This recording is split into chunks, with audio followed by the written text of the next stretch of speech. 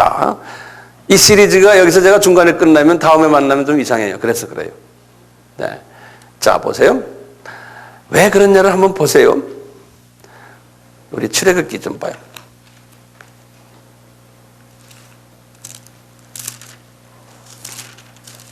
출애굽기 13장 17절을 보세요. 18절, 17, 18절. 17, 18절에 제가 읽어요. 바로가 백성을 보낸 후에 블레셋 사람의 땅의 길은 가까울지라도, 이 지도를 잠깐 보세요. 블레셋 사람들이 지금도 어디 있냐면 요 가자 지역에 여기가 가자 지역이라고 그래요. 블레셋 사람들이 지금도 있어요. 가자 오자 그런 말 가자예요. 영어로는 G-A-Z-A. 가자 지역이라고 그래요. 여기 지금도 팔레스타인 사람들의 본거지거든요. 지금 팔레스타인 사람들의 임시정부도 여기에 다 있어요. 이 가자 지역에. 여기서 직접 가자 지역을 통해서 들어가면 금방 들어간다는 거예요.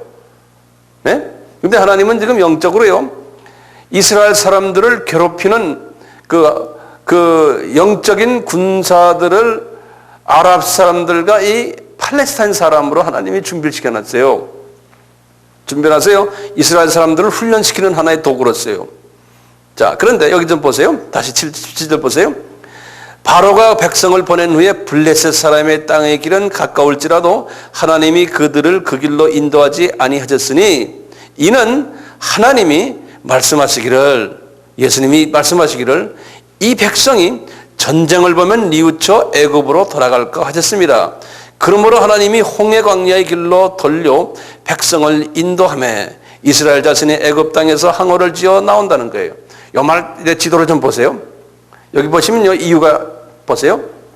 이분들이 이쪽으로 가면 되는데 직통으로요, 이게 강한 팔레스타인 군대가 기다리고 있다가 공격을 한다는 거예요. 그러니까 다 어디로 도망갈 거라는 거예요. 하나님이 볼 때 애굽으로 다 도망갈 거라는 거예요. 마귀의 나라로 다시. 예? 그러니까 하나님께서 안 돼. 그래가지고 여기에서 홍해를 안 건너고, 여기 지금 여기 무슨 뭡니까? 여기가 시내반도예요. 하나님은 이렇게 해서 그냥 육지로 해서 시내반도로 보내면 좋은데 꼭 홍해를 건너서 시내반도로 가도록 하신 거예요. 이게 하나님의 계획이었어요. 자, 보세요.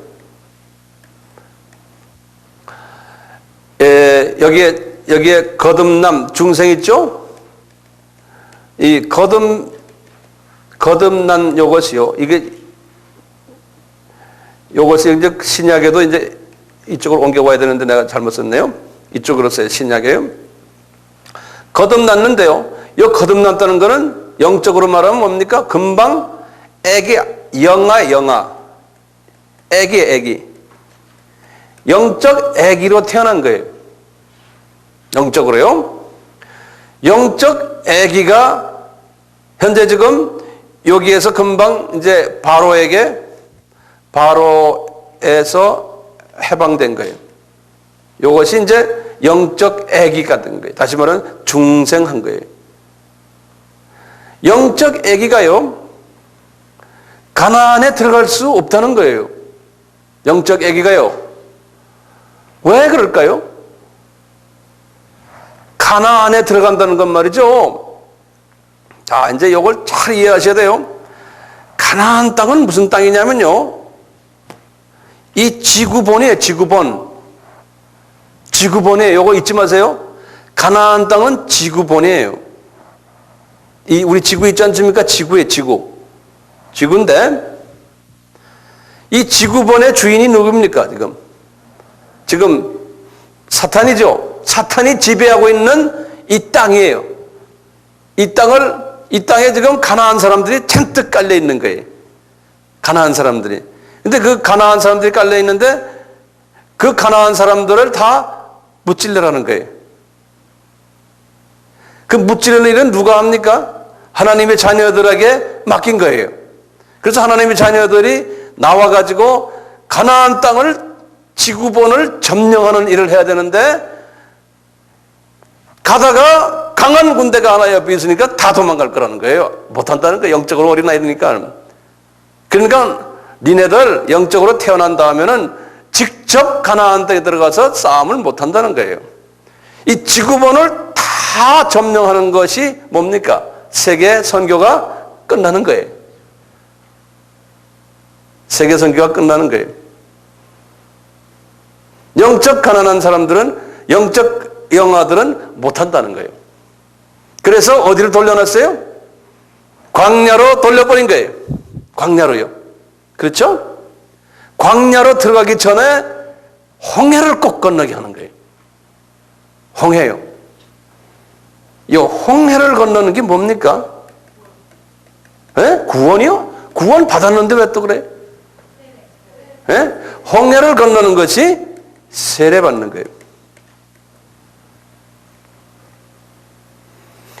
자, 홍해를 건너는 것이 세례다 그랬잖아요. 그러면 홍해를 건넌 사람들은 하나님의 자녀로서 구원 받은 사람이에요? 안 받은 사람이에요? 이미 받은 사람들이에요. 다시 말하면요, 세례가 구원의 전제 조건이 아니에요. 이것 때문에 교단들이 많이 갈라졌어요. 특히 침례교는 세례를, 물속에 들어가는 세례를 받지 않으면 구원이 없다라고까지 극단적인 침례교인들이 그랬어요. 요새는 좀 많이 달라졌지만요. 그래서 재침례파라고, 아나바프티스트라고 그랬어요. 이 재침례파들이 그렇게 했어요.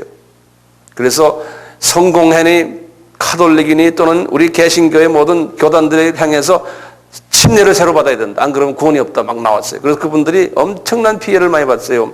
그분들이 그래가지고요, 유럽에서 핍박을 엄청나게 받아가지고요, 갈 데가 없어가지고 도망 나온 사람들이 미국에 간 거예요. 이제 미국에 이제 그 침례교, 그래서 미국이 지금 침례교가 세계에서 제일 많은 거예요. 제일 크고요. 그런 교단 중에 하나가, 침례교는 아니지만 같은 아이디어를 가진, 침례는 강조하지 않지만 회중적인, 다시 말하면 침례교도 뭐냐면 이 소위 감리교나 장로교나 또는 성공회나 카톨릭이 중앙 파워가 강하거든요. 정치 파워가. 그래서 교회의 정치는 그런 분들이 하면 안 된다. 밑에 교인들이 해야 된다라고 믿는, 그래서 회중교회라 그래요. 이제 보면은 교회 역사를 보면요, 가장 윗파워가 큰 그룹이 뭡니까? 로마 카톨릭이. 그렇죠? 거기에서 뛰쳐나와서 이 위에 정치꾼들 싫다 뛰쳐나와가지고 개신교가 나왔잖아요. 개신교 나왔지만 개신교 나오는 거의 비슷한 동시에 한 그룹이 뛰쳐나간 그룹이 있어요. 그 전에도 나갔지만요, 그 전에 약 한 1054년이죠. 지금부터 한 1000년 전에 히랍 종교가 뛰쳐나가 버렸어요. 히랍 종교가 바티칸 실어가지고. 그리고는 한 500년 후에 영국의 그룹들이 또 뛰쳐나갔어요. 카톨릭에서. 그것이 뭡니까? 성공회가 된 거예요. 성공회. 그 성공회는 뭐냐면 우리는 바티칸의 그 교황 우리 싫다. 우리나라의 임금이 우리 종교의 왕이다. 자기들 말하면 우리 종교의 헤드다. 그래가지고 성공회가 이제 만들어진 거예요. 성공회를 Church of England라고 그래. 그래서요. 굉장히 크죠. 교단이. 그 다음에 어떤 때는 또 에피스코팔 처치라고 그러기도 하고, 어떤 때는 또 Church of England, 에피스코팔 이렇게도 쓰고, 또 어떤 때는 뭐라고 쓰냐면 또 하나가 있어요. 앵글리칸 처치 그래요. 앵글리칸 처치. 똑같은 이름인데요. 이 사람들이 전 세계를, 소위 영국이 전 세계를 지배하면서 영국 성공회를 그냥 다 깔아놨어요. 그래서 아프리카 가면 많고 인도에도 많고요. 영국의 지배하에 있었던 나라들 가면 성공회가 굉장히 많아요. 이분들도 그런데 파워가 높이 있어요. 그게 싫어가지고 거기에서 싫은 그룹들이 누구냐면 감리교예요. 그래서 감리교는 파워가 더 내려와가지고요, 성공회 사람들과 막 싸움한 거예요. 그때 이제 요한 웨슬레가 이제 전도 많이 하면서, 말 타면 전도하면서 영성 훈련을 막 하면서 말이죠. 이러면서 파워를 내리자. 그래서 파워를 내린 것이 소위 비숍 제도예요. 비숍. 우리 같으면 비숍. 한국말은 뭐라 감독. 그렇지만 아직도 그 감독 제도가 얼마나 세냐면요, 교회의 교인들이 파워가 없어요. 왜 없어요? 목사님 아무리 자기네가 싫어도 목사님을 딴 데 보낼 수가 없어요. 위에 감독이 당신 군대 같아요. 보직을 저쪽 옮기. 당신 이리 가라 저리 가라. 이거 목사님들 바꾸고. 우리나라 지금 감리교 그렇잖아요. 감리교 목사님 그렇죠? 교인들이 목사님을 저리 가라 저리 가라 못해요. 이리 가라. 예, 위에서 한다고요. 군대같이 보직을 정해가지고 왔다 갔다 하거든요. 그런데 그게 싫어가지고요. 이것도 너무나 독자가 심하다 해서 파워를 더 밑으로 내린 것이 장로교예요. 이제 요한 낙스라고, 존 낙스라고요. 스코틀랜드 분이 장로교는 뭐냐면 민주주의 제도예요. 장로들을 국회의원 같이 뽑아가지고 장로들이 여기 밑에 있는 분들 중에서 신학교 안 나와도 괜찮다. 예? 감독 제도가 아니에요. 파워를 여기서 투표해서 장로들 뽑아서 목사도 장로 중에 한 사람이에요. 예. 그래가지고 목사는 설교하는 목사예요. 그 다음에 설교하는 장로예요. 그래서 지금도 목사를 장로라고 그런다고요. 근데 장로교 안에서의 헌법을 들여다보면요. 예.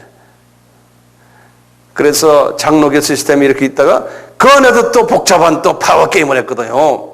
그 안에서요. 뭐 우리나라도 장로 시스템이 복잡하잖아요. 그러니까 교인들이 그러니까 이거 다 싫다는 거예요. 이 성서에 보면 뭐 그런 게 다 있느냐. 그래가지고 파워는 교인들 스스로가 가져야 된다. 이렇게 한 그룹들이 지금부터 한 200~300년 전에 막 나타났어요. 한 300년 넘네요. 그게 뭐냐면 회중교회라는 거예요. 그래서 되게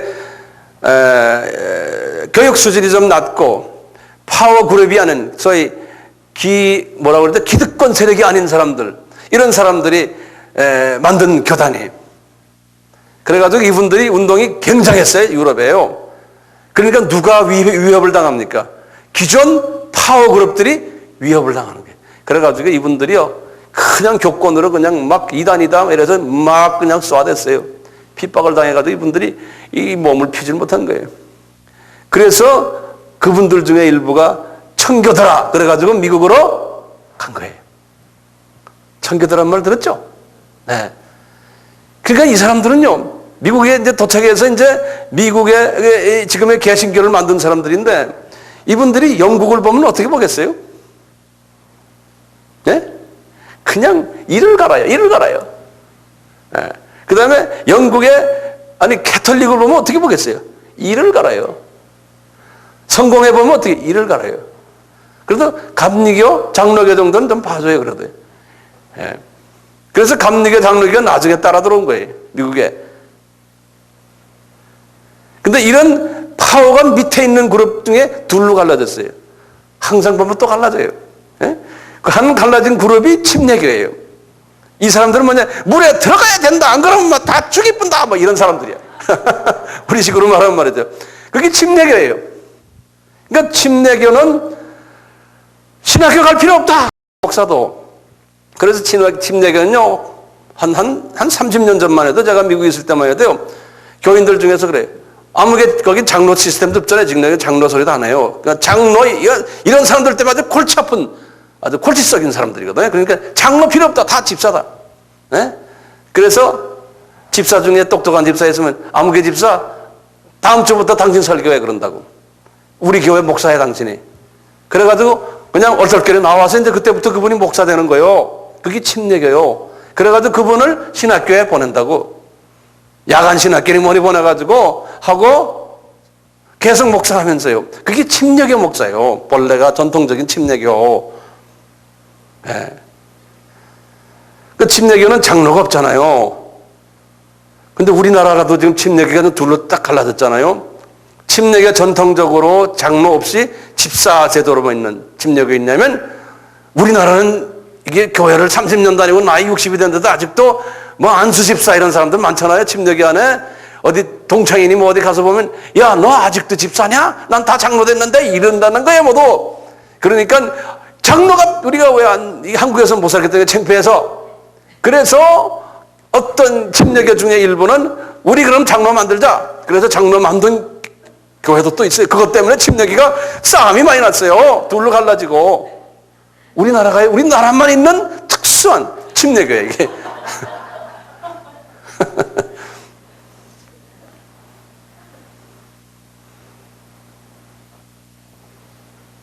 어쩌다가 이런 얘기 나올지 모르지만 예? 세례 이야기. 오케이. 자, 이 세례 문제 때문에, 하지만 세례는 우리가 이제 여기에서 또 세례가 구원과 관계 있느냐? 세례는 구원과 관계 없다는 거예요. 그러면 왜 세례를 받게 하는 거예요? 세례의 이유. 제가 지난번에도 우리 한빛교회에서 세례식 할 때 이야기했지만 첫째 이유는 뭐냐면 외부에 알리는 목적이에요. 하나님의 능력이 이분들에게 나타나서 이분들이 홍해를 갈랐다. 그래서 특수한 민족들이다라는 걸 알려주는 거예요. 우리가 이제 세례를 받는 것은 이제 예수 그리스도의 보혈에 의해서 저 사람들은 이제는 하나님의 자녀가 됐다는 것을 외부에 알리는 거예요. 그래서 홍해를 갈랐기 때문에 주변에 그 광야에 있는 많은 다른 소수 민족들이 그걸 보고 이스라엘 사람들 보면 겁나가지고 도망갔어요. 저 사람들 하나님 대단한 하나님이다. 그게 외부에 알리는 목적이 있다. 이렇게 보는. 그래서 세례를 하는 거예요. 세례 안 받아도 구원 받죠. 그 예가 누굽니까? 오른편 강도죠. 강도 세례 받았어요? 안 받았잖아요. 네. 그리고 세례의 목적이 또 하나 있어요. 세례의 목적은 바울에게 이렇게 말했어요. 이 성경이 예수님이시면 여기 지금 펜이 나예요. 내가 예수 안에 이렇게 있다. 이렇게 예수와 나와 하나가 됐다. 연합됐다는 개념인데요. 예수님이 십자가에 달렸을 때 나도 십자가에 달렸다. 그러니까 나의 모든 과거의 죄들이 다 없어졌는데 십자가에 달려서 그래서 십자가에서 내가 죽어서 땅에 들어갔다는 거예요. 그래서 땅에 들어가서 내 죄가 다 묻혀버렸다는 거예요. 예수님이 밑으로 들어갔잖아요. 내려갔잖아요. 무덤에 들어간 식으로, 실은 무덤이 땅속은 아니지만, 그래서 예수님이 무덤에 갔으니까 나도 무덤에 갔다는 거예요. 그리고 3일 있다가 예수님이 다시 살아났잖아요. 그러듯이 물속에 들어가는 건 세례를 해서 물속에 들어가야 된다는 거예요. 들어가서 나의 모든 과거의 모든 것이 다 씻겨나가고 이미 씻겨났지만 씻겨나갔다는 것을 상징적으로 보여주는 거예요. 그래가지고 내가 이제는 예수가 부활했을 때 나도 이제는 예수와 같이 이 세상에서 이제 새 사람이 돼가지고 나는 이제 크리스천 라이프를 한다는 하나의 상징적인 의미가 세례라는 거예요. 예수의 죽으심과 부활을 이야기하면서 그렇게 이야기를 해요. 바울이 로마서 6장에. 다시 말하면 바깥에 내가 이제는 애굽 사람이 아니고 나는 이제 하나님의 자녀다라는 것을 알려주는 그러한 일을 보여주기 위해서 세례를 꼭 하게 하신 거예요. 네. 하나의 증거로 보여주기 위해서요. 그래서 나 세례 받았다. 이제 주변 친구들한테 말하면은 쟤는 이제 술 먹을 때도 쟤 술 주지 말아라. 이렇게도 말하잖아요. 세례교인인데 이렇게 그런 식으로 그러는 거예요. 그래서 하나님의 자녀라는 것을 보여주기 위한 거죠. 이스라엘 사람들에게는 뭘 보여줬어요? 할례를 그렇게 했잖아요. 할례. 네. 자, 이 세례요.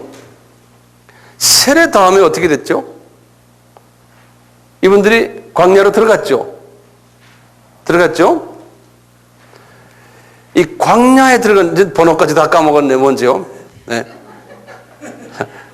몇 번이? 한 7, 8번? 9번 되나? 알아서 하세요. 그 남바 이제 8번이? 예, 8번.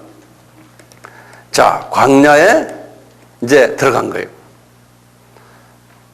광야에 들어갔는데요. 광야 들어가가지고 광야에서 사는 이분들의 삶이 어땠어요? 이분들의 삶의 태도가요. 이분들이 우선요. 이분들이 감사가 있었어요? 애굽에서 나왔다는 감사가 있었어요? 없었어요. 모세에게 감사합니다. 우리 여기까지 이렇게 불러주셔서 이런 걸 안 했어요. 이거 뭡니까? 우리가 구원받았잖아요? 구원받았는데 구원받은 하나님의 자녀들이 영적으로 어린아이들이죠. 즉 광야 생활하는 사람들이요. 본래 하나님이 원하는 가나안 땅에 지금 간 사람들이 아니에요. 하나님의 원하는 곳에 간 사람들이 아니에요. 이 광야는 지나가는 하나의 과정인데 우리가 지금 보세요. 크리스찬들이요. 이 광야 생활하는 사람들이에요. 우리가요. 광야 생활에서 빨리 벗어나야 되거든요. 그럼 광야 생활의 모습을 한번 보면 우리가 알 수 있어요. 하나님이 그러니까 이 구원 사역을 이렇게 보여주는데 우리 신앙생활의 모습을 보여주는데요. 많은 사람들이 광야 생활을 하다가 이제 하늘나라에 가는 사람도 있어요. 그러면 안 돼요. 그런 모습을 여기서 보여주는데요. 보세요. 광야에 사는 사람들이 구원의 감사가 없었어요. 신약적인 의미에도 마찬가지예요. 대신에 이분들은 뭘 자꾸 생각했어요? 애굽 생각을 자꾸 해요. 똑같아요. 우리 크리스천들이 신약에서 세상 생각을 해요. 세상 가치관을 가졌어요. 세계관도 세상적이에요. 물질관도 그렇고 모든 게 다 애굽 스타일이에요. 모든 게 다. 구원받았다는 것에 대한 감사도 없고 감격도 없고요. 사는 방법이 전부 애굽 스타일로 사는 거예요. 그래서 이분들이 뭐라 그래요? 애굽 음식을 달라고 그러죠.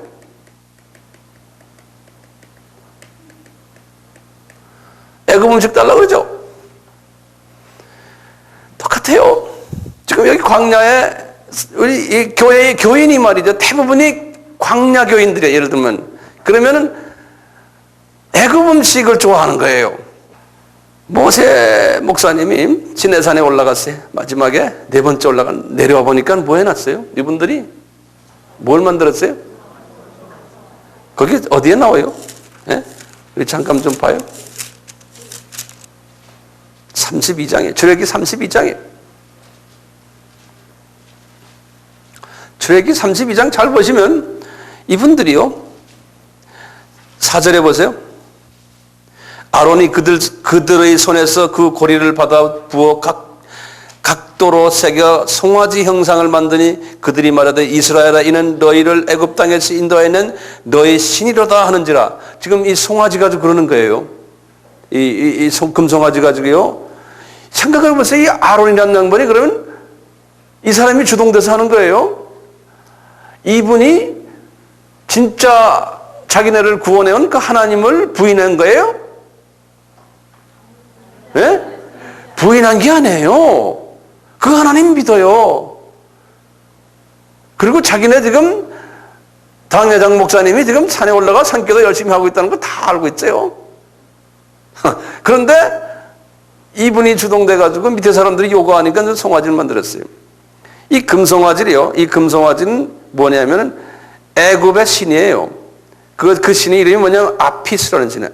A-P-I-S. 아피스라는 신이에요.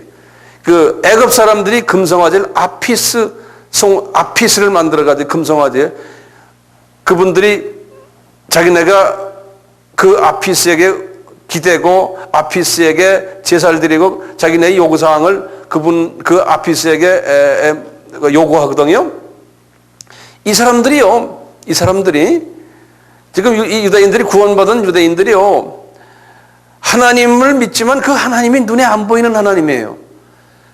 홍해를 막 건너는 그 경험까지 해줬는데도요. 이분들은 그 하나님이 자기네 눈에 안 보이니까요. 그 다음에 생활을 보니까 먹을 거 옛날 같이 말이죠. 노래방에 가서 마시고 놀고 이것도 못하고 교회 다니니까 이게 그냥 별 재미가 없는 그런 삶이랑 똑같아요, 지금. 예? 그러니까 말이죠. 보세요. 이 사람들의 가치관이 하나님을 인정하면서 급할 때는 아피스도 인정하는 거예요. 거기도 기대는 거예요.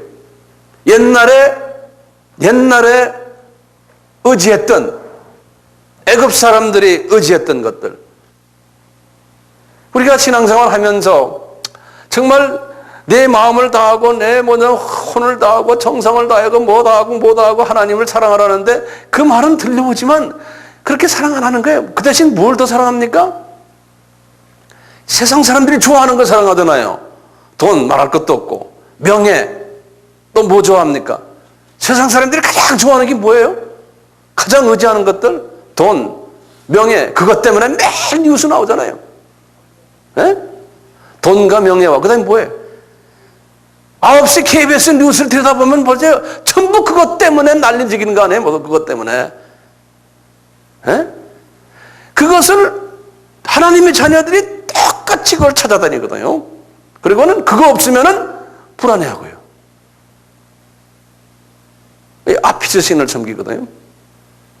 이 광야의 사람들이거든요. 광야의 사람들. 그러니까 하나님을 절대적으로 의지를 할 수가 없는 거예요. 그냥 필요할 때 의지하고 안 그러면 또 딴 놈 의지하고 이러고 사는 것이 이 광야의 삶이에요. 그러니까 이런 사람들을 하나님이 이런 사람들이 가나안 땅에 있는 마귀의 세력들을 쫓아낼 수 있어요? 못 쫓아내요. 힘이 없는 거예요. 영적 파워가 없는 거예요. 이 광야의 40년 동안은요, 이런 전쟁한 기록이 별로 없어요. 하나님이 그냥 그 땅을 그냥 주셨어요. 그냥 교회 성장 그냥 시켜요. 그냥 큰 전쟁을 안 해도요. 예. 줄줄줄 막 와요. 그냥. 예? 조금만 알려지고 좀 프로그램만 좋으면요, 전쟁이 필요 없어요. 넘어와서 주체를 못하는 거예요. 주체를. 보세요. 언제 전쟁 한번 했어요? 여기 17장 보면 아말렉과 전쟁했죠. 그렇죠? 아말렉과 전쟁한 것도 간편한 전쟁했어요. 어떻게 했어요? 지도자 당회장 목사님이 기도만 하면은, 손만 올려 기도만 하면은 다 이겨요. 밑에 교인들 세상 다 섬기고 뭐 별난 우상 다 섬겨도 괜찮아요. 하나님이 당회장 목사님 한 분만 손 올리게 하면 다 이겨요. 그러니까 얼마나 신앙생활이 쉬워요. 예? 모세 오경을 보세요. 거기에 출애굽기, 그 다음에 레위기 빼놓고 신명기, 거기에 전쟁하는 이야기들이 나오잖아요. 그 보면은 큰 전쟁이 없어요. 거의 없어요. 쉽게 이겨요. 나중에 요단강을 건너서 가나안 들어가서는 어떻게 해요? 쉽게 이겨요? 엄청난 싸움하죠. 근데 우리가 찬송가에 말이죠, 그 요단강을 건너면 죽는 줄 알고요, 그 다음에 가나안 들어가면 천당 가는 줄 알고 찬송가 만든 사람들 있어요. 그래서 우리가 장례식 때 요단강 건너가 만나리 그러는 거예요. 거기가 천국인 줄 알고요. 그렇게 가르치는 신학도 있어요. 근데 천국인데 왜 싸움합니까? 천국에 들어가서? 여호수아서는 요단강 건너서 싸움하는 이야기가 여호수아서입니다. 여호수아서 그 다음에 사사기 있죠? 딜이 싸움하는 이야기예요. 어떻게 천국에 들어가 싸움합니까? 말이 안 되잖아요. 그 찬송가 부르지 말아야 돼요. 이분들이 40년 동안을요, 애굽과 하나님을 동시에 같이 섬기다가 하나님이 그 사람들을 어떻게 했어요? 못 들어가겠죠. 그 중에 딱 들어간 사람 두 사람 우리 알죠? 여호수아와 갈렙이죠. 심지어는 모세까지 못 들어갔어요. 그러니까 모세가 그렇게 훌륭한 목사님이시지만 이분이요, 정신적으로 완전히 지친 목사님이었었어요. 자칭 스트레스로 꽉 찬 목사님이었어요. 그걸 대변해요. 그분이 교인들이 계속해서, 이분은 하나님 앞에 똑바로 섰지만요, 교인들이 말이죠, 장로님들, 당회원들 전부 광야 사람들이에요. 그러니까 당회만 열면 싸움이 나고요, 뭐 교회가 시끄러운 교회가 꼭 이런 교회예요. 그래서 어떻게 했어요? 그러잖아요. 아이고, 물 좀 주시오, 물 좀 주시오 하면은 우리 주님이 그랬잖아요. 여호와께서, 예수님이 그랬어요.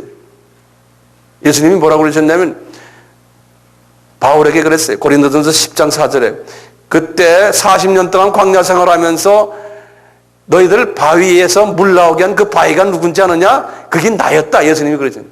그게 그리스도였다. 바위가 너희들 따라다니면서 물 줬다는 거예요. 그럴 때마다 이제 그러잖아요. 너희들 물 필요하지? 거기가 물이 없는다니까요. 네? 그럴 때마다 물 하면 바위에다가 물 주십시오 하고 명예 바라는 거야. 물이 나온다네. 그렇게 해서 물 얻어 먹거든.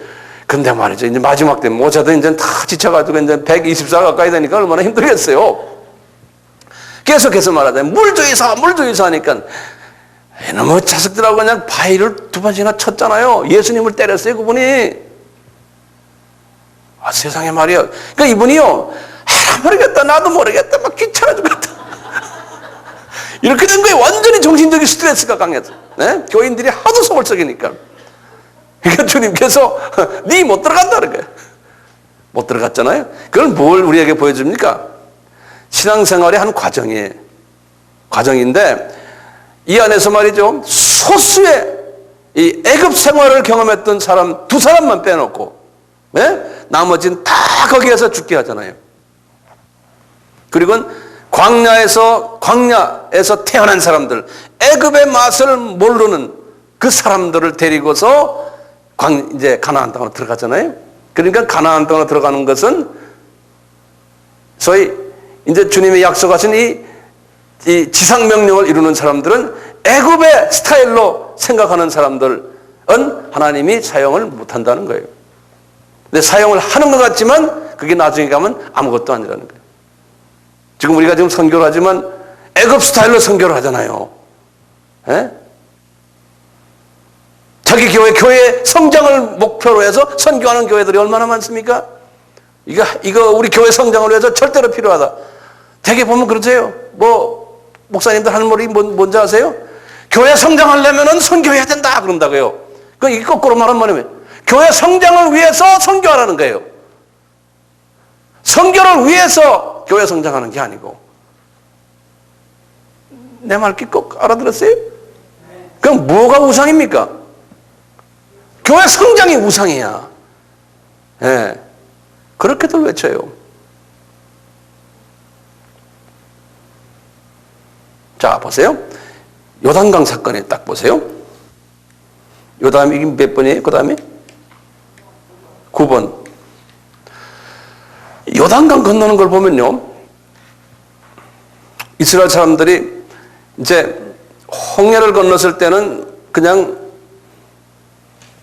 이 모세가 지팡이를 딱 들고 있으니까 천사들을 통해서 한번 쫙 갈라놨잖아요. 똑같이 이제 요단강을 건너는데요.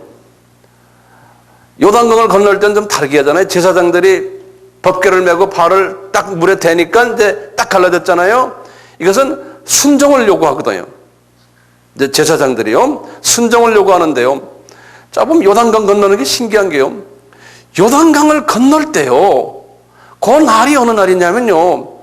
나중에 지금 모세 때니까 1500년, 1400년, 주전 1400년 되거든.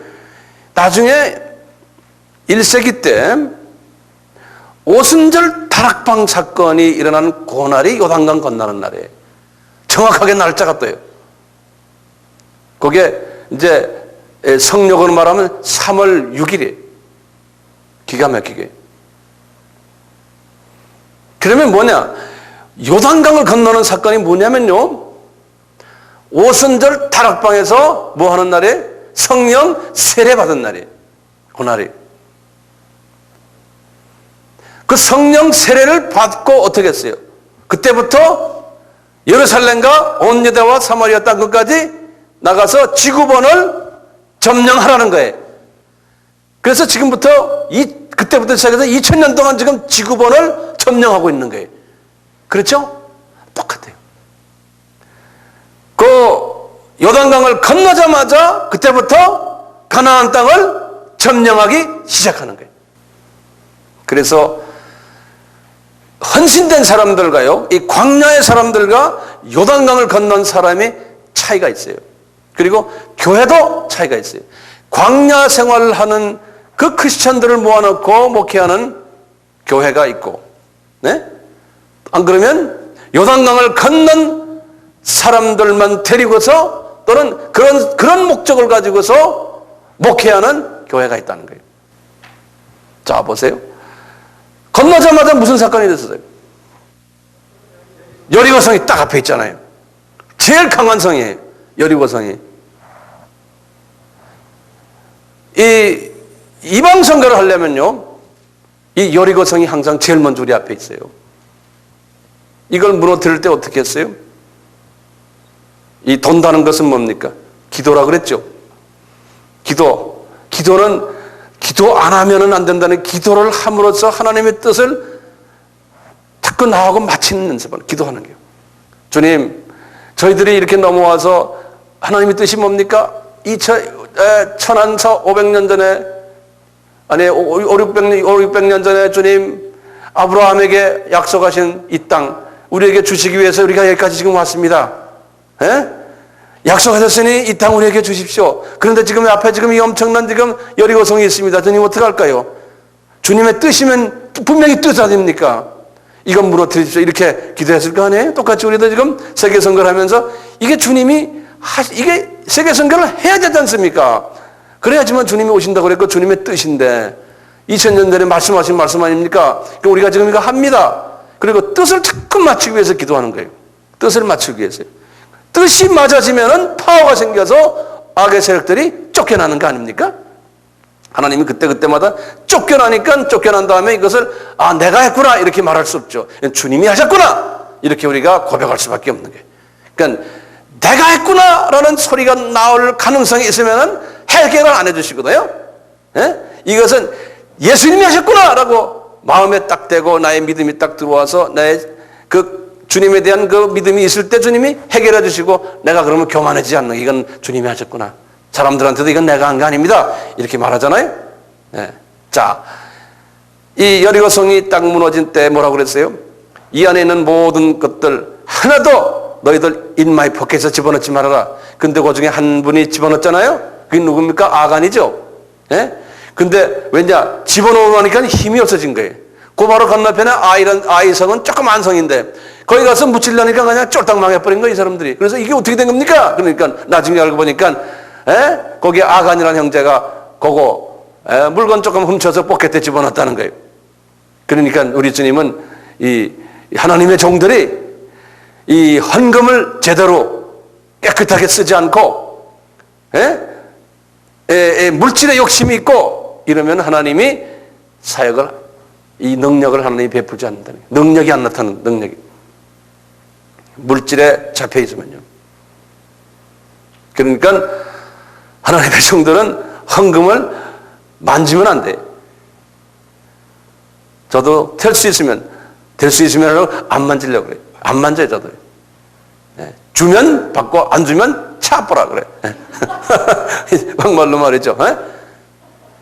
제가 어디 나갈 때마다 목사님 이거 필요하니까 가져가십시오. 그러면 내가 그럼 들어가서 다 쓰고 와요. 근데 그때 또 주시거든요. 그러니까 이 물질에서 자유를 얻어야 돼. 물질에서요. 그래야 파워가 나오거든요. 파워가요. 그것이 이제 우리 목회자들의 비밀이죠. 물질과 명예와 권력과 여기에서 노예가 되면 파워가 있는 것 같은데 파워가 없어요. 사람을 변화시키지 못하고요. 메시지를 전해도 영성이 없고 영감이 없고 영적 통찰력이 없어져 버려요. 자, 봐요. 세계 선교하는 사람들은 지금 가나안 땅을 점령하는 사람들은요. 여호수아서예요. 여호수아서는 앞에 있는 모세 오경하고 완전히 다른 책이에요. 어떻게 다른지 아세요? 여호수아서는요. 읽어보면요. 상당히 잔인한 책이에요. 여호수아서를 보면요. 여호수아서는 웬만한 사람들이 예수의 그 복음에 대해서 어느 정도 깨닫고 성경 읽다가 여호수아서에 들어가면 아이고 기독교가 왜 이렇게 잔인해 그래요. 굉장히 잔인한 책이에요.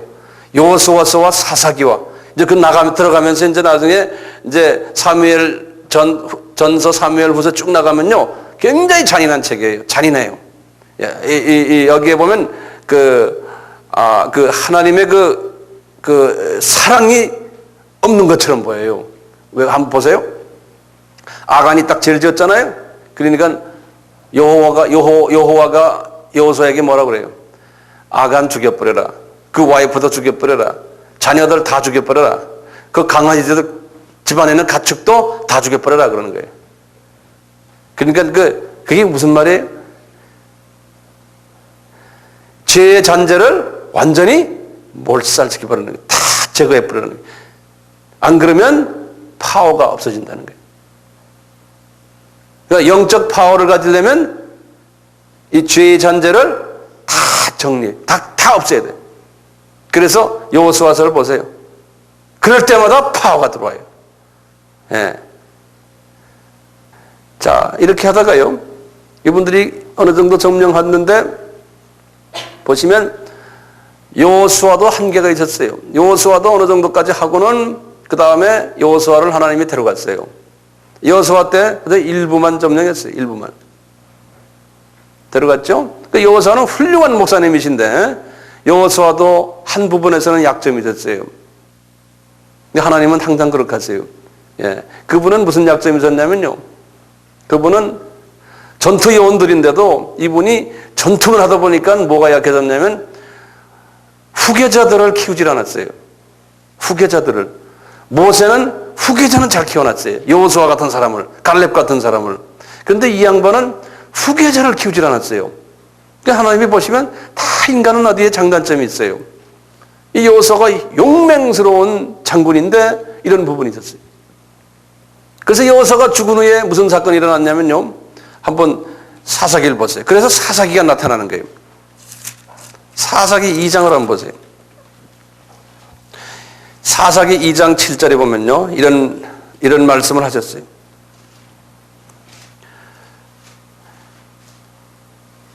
(6절부터) 보시면 전에 여호수아가 백성을 보내매 이스라엘 자손이 각기 그 기업으로 가서 땅을 차지하였고 백성이 여호수아의 사는 날 동안과 여호수아 뒤에 생존한 장로들 곧 여호와께서 이스라엘을 위하여 행하신 모든 큰 일을 본 자의 사는 날 동안에 여호와를 섬겼더라.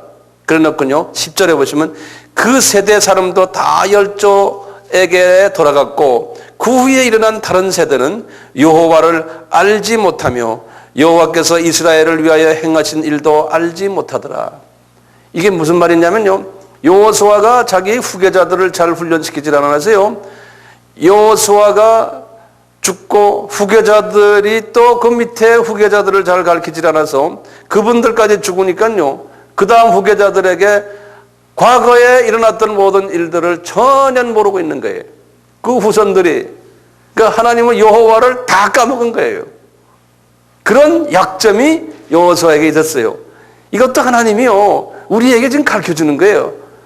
아무개 목사야. 네가 지금 뭐 크게 뭐 하지? 어떤 때는 너는 모세 같은 목사도 될 수도 있고 너는 여호수아 같은 목사는 저도 마찬가지. 저도 나에게 장점도 있고 단점도 있거든요. 그래서 이런 걸 다 보여주시는 거예요. 지금 기독교 교회 사를 보여주시는 거예요. 이렇게 움직여가는 거다. 예. 그래서 여호수아가 죽은 후에 어떻게 됐어요? 사람들이 다 우상을 떠섬기는 거예요. 하나님을 잊어버리고요. 그래서 그것이 이제 사사시대로 들어오는 거 아닙니까? 사사시대로 들어와서 어떻게 이제 되냐면 사사시대의 그 특색이 있어요. 그거 한번 그려보시면요. 사사시대는요, 이제 이분들이 죄를 지어요. 우상 섬겨요. 이렇게 동그라미 이렇게 쳐놓으세요. 우상을 섬기면요. 하나님이 어떻게 하시냐면 전투할 사람들이 우상을 섬기니까 힘이 있어요, 없어요? 힘이 없어지는 거예요. 예. 다시 말하면 우리가 선교한다고 지금 선교지에 나가 있다가도요, 선교지 선교사들이나 좀 선교하는 선교기관이나 이런 사람들이 이 훈련이 제대로 안 되면 완전히 우상을 섬기는 그러한 그룹으로 갈 가능성이 있어요. 과거 2000년 동안 그렇게 해왔어요. 이 선교한다고 하면서 또 무너지고, 또 무너지고, 또 무너지고, 이렇게 왔어요. 하나님이 그걸 보여주셨어요. 그래서 이분들이 우상을 섬기니까요, 하나님이 외침을 시키는 거예요. 외침. 주변에 이방 군인들이 덤벼들게 해요. 그 덤벼들면 그냥 그대로 그냥 몰락해버리는 거예요. 그대로 뭐 힘이 없으니까요. 예? 그대로 몰락해가지고 완전히 그 사람들의 노예가 돼가지고요. 과거에 이 여호수아가 했던 그런 모습이 없는 거예요. 자, 보세요. 이렇게 막 외치거든요. 외치니까 그때 이분들 중에 우리가 하나님께 우리가 회개하자는 거예요. 그래가지고 하나님께 나타나 하나님께 회개하는 거예요. 우리를 도와달라고 막 그러는 거예요. 그러니까 하나님께서 얼씨구 좋다. 이놈들 때가 됐구나. 이게 하나님이 다 계획하시는 거 아니에요? 그래가지고 하나님께서 누굴 보내냐면 사사를 일으켜요. 기드온 같은 사람, 삼손 같은 사람, 뭐 애꾸는 누굽니까? 이런 분들 있죠? 왼손잡이도 있고 12명 이런 사람들을 세우는 거예요. 그래가지고 사사가 어떻게 하냐면 이분들을 묻질 기드온 같은 사람은 몇 명에 300명? 소수 가지고 수만 명을 이길 수 있는 능력을 부어주는 거예요. 그러니까 이거 하나님의 은혜죠. 예? 그래가지고 이제 사사가 나타나서 이분들을 침공해요. 침공해가지고 이제 이 영토를 넓히는 거예요. 영토 확장. 이런 식으로 영토 확장을 시키는 거예요. 그래가지고 또 몇십 년을 영토 확장돼가지고 괜찮게 딱 살다가 또 이분들이요, 또 우상을 섬기는 거예요. 예. 그래서 이게 뱅뱅뱅뱅 돌아가는 거예요. 이 뱅뱅뱅 돌아가는 이것이 사사기예요. 이제 집에 가서 한번 읽어보세요. 사사기가요. 이 뱅뱅 서클이에요. 이 서클 하면서, 그러면서도 하나님이 이 가나안 땅을 곧 점령을 조금씩 시키는 거예요. 그러니까 지금 오늘날도 보세요. 이제 우리 이 전투 요원들의, 예를 들어서 선교하는 교회나 선교 또는 뭐 센터나 또는 선교하는 뭐 조직이나 이런 분들이 선교는 하지만 그 안에 이런 사사기 스타일이 있을 수가 있어요. 그렇지만 그 안에서 하나님은 또 뜻을 지금 이루고 계시다고요. 네. 이루고 계세요. 그러니까 이런 그룹도 있다는 거예요.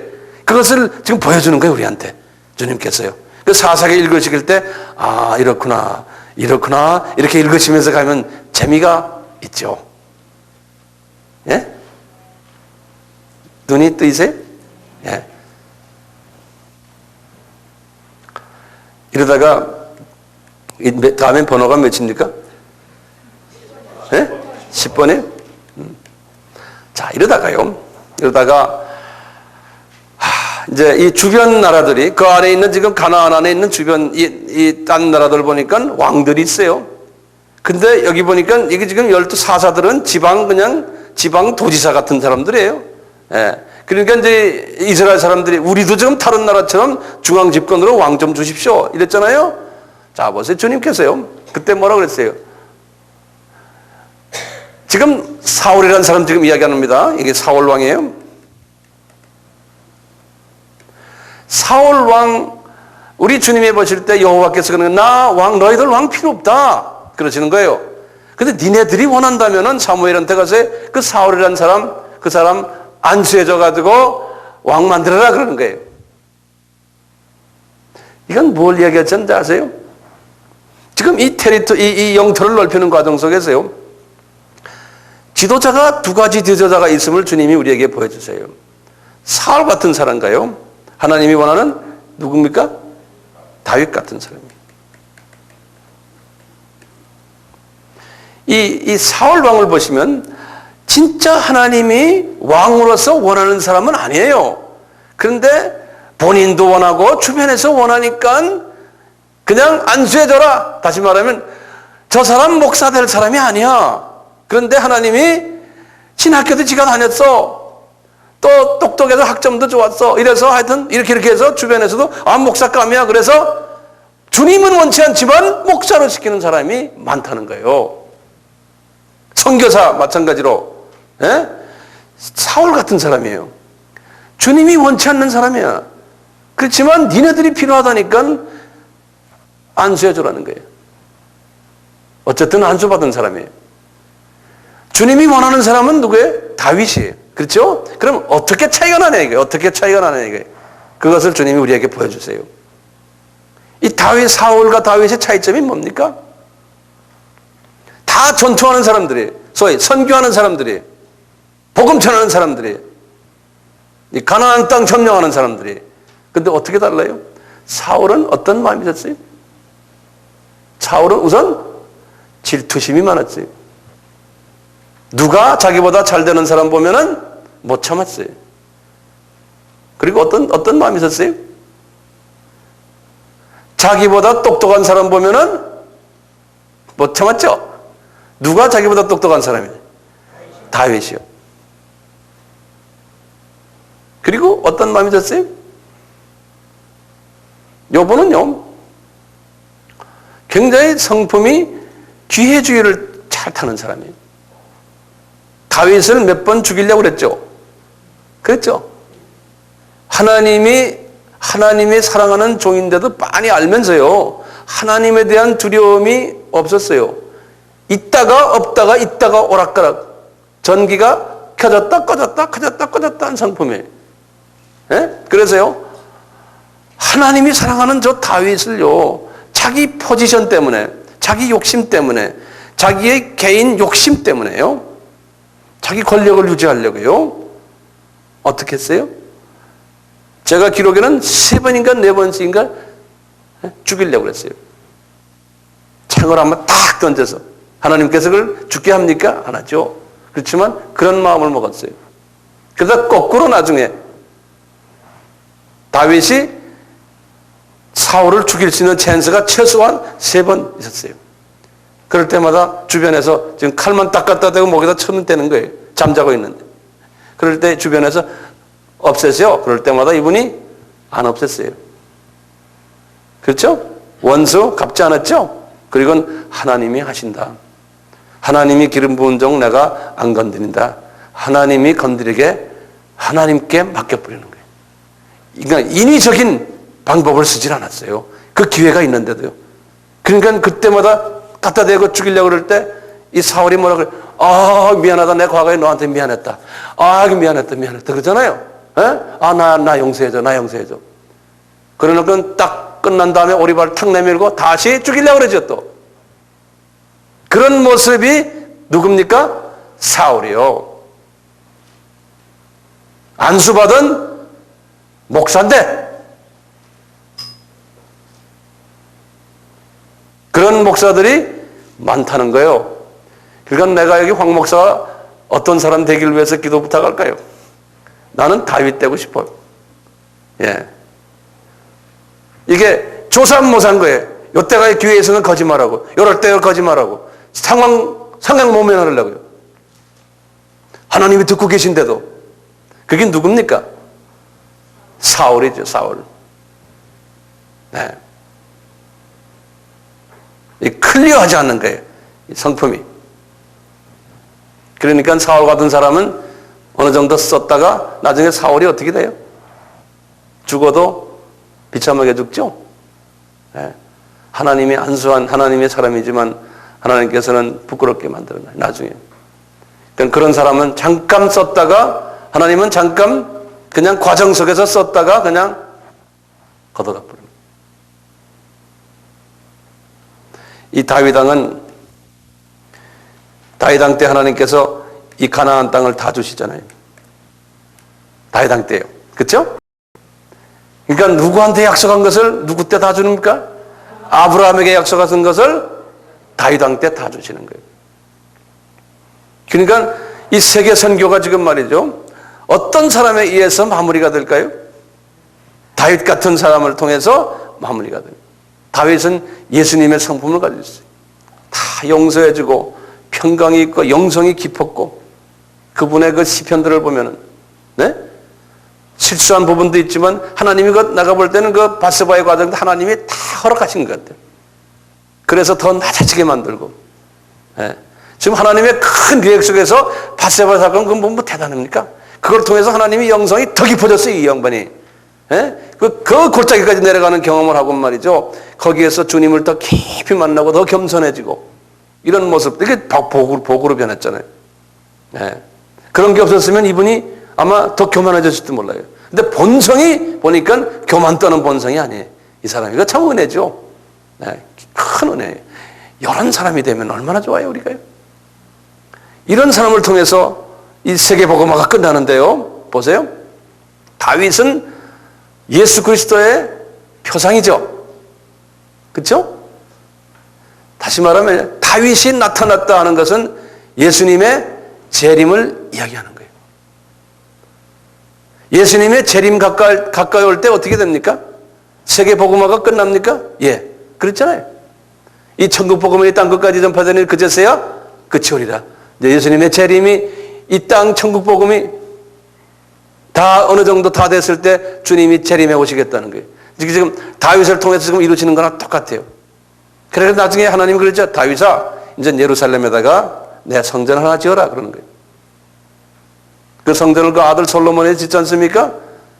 근데 주님의 재림이 오기 전에 지금 어떻게 됩니까? 지금 예루살렘에 이제 성전이 지어져요. 다시. 성전이 지어져서 우리 눈에 볼 때는 우리 예수님이 가까이 오신 줄 알아 그랬어요. 지금 저희들이 제가 지금까지 창세기 12장 아브라함을 부른 장면부터 시작을 해서요. 예? 시편 전까지 했어요. 구약은. 그 속에서 뭐가 지금 보입니까? 우리가 예수 안에 예수의 피로써 들어온 하나님의 자녀들은 이제 바로에게서 노임을 받고 그때부터 영적인 어린아이가 돼가지고 이제 아브라함에게 약속하신 가나안 땅을 점령해야 되는데 영적인 어린아이니까 못하는 거예요. 그러니까 하나님께서는 그 돌려서 광야로 집어넣어가지고 40년 동안 영적 훈련시켰는데 거기에선 소수만 이제 이 가나안 땅 점령하는 일에 참여하겠다는 거예요. 소수만, 다수가 아니라는 거예요. 대부분의 크리스천들은 다 광야 생활하다가 약속의 땅, 가나안 땅 그 점령하는 일도 못하고, 다시 말하면 세계 선교 일을 하지도 못하고 그냥 하늘나라에 간다는 거예요. 자기 구원과 자기 주변 사람 구원만 받고. 예? 그래서 우리는 요단강을 건너는 그룹이 돼야 되고, 다시 말하면 우리가 요단강을 건너는 그룹이 되려면 애굽 사상을 다 버려야 돼요. 애굽 사상을.